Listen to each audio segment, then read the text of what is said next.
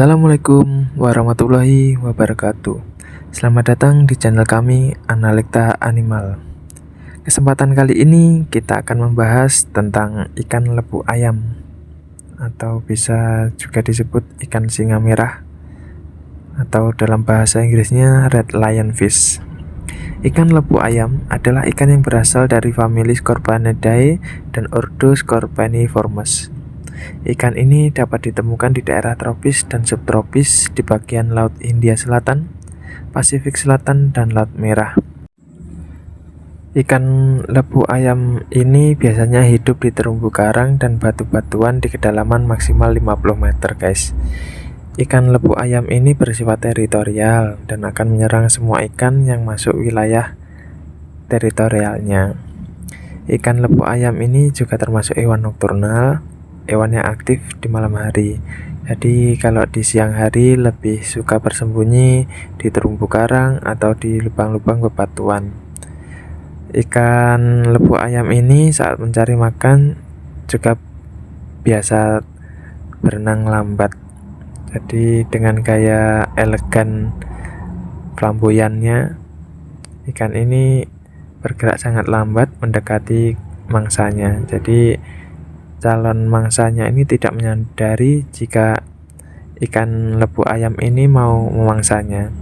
Jadi ketika sudah mendekati mulutnya baru dilahap dengan memanjangkan moncongnya dari ikan lepu ini. Jadi makanan dari ikan lepu ayam ini biasanya ikan-ikan kecil, udang, dan kepiting kecil. Ada yang aneh dari ikan lepu ayam ini, guys. Jadi meskipun makanannya ikan-ikan kecil dan geraknya seperti tidak berbahaya, sebenarnya ikan cantik ini memiliki racun, guys. Tapi racunnya bukan untuk membunuh calon mangsanya, bukan, tapi lebih ke protektif atau menghindari dari predator-predatornya.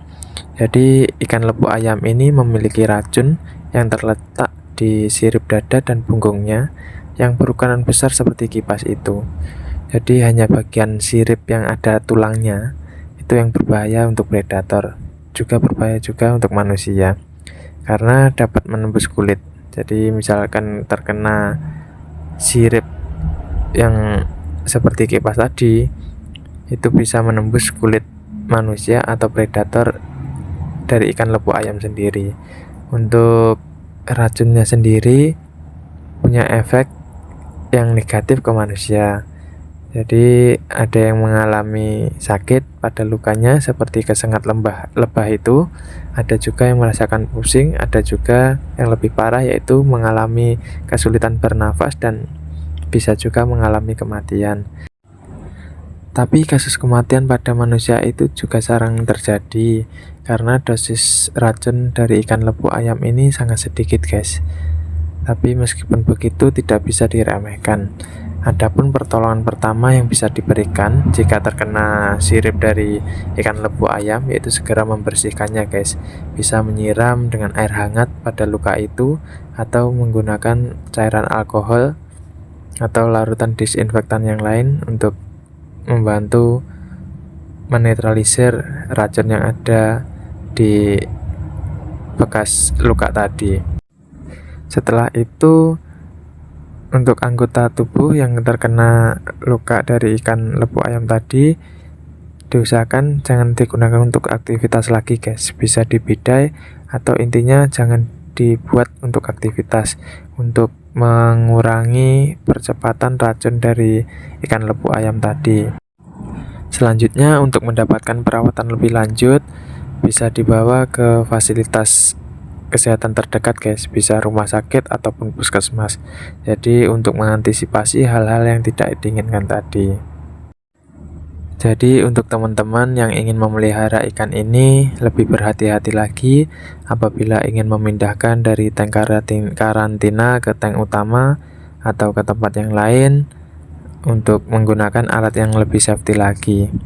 Karena memang ikan ini sangat unik, sangat cantik juga. Warnanya juga sangat eksotis. Jadi warnanya ada yang putih hitam, ada yang putih merah. Jadi dari kecil sampai dewasa itu warnanya tambah pekat. Ini memang ciri khasnya dari ikan lepu ayam itu seperti itu. Jadi teksturnya seperti lembut sekali, warnanya juga mencolok. Tapi di ujung siripnya yang seperti kipas tadi menyimpan racun.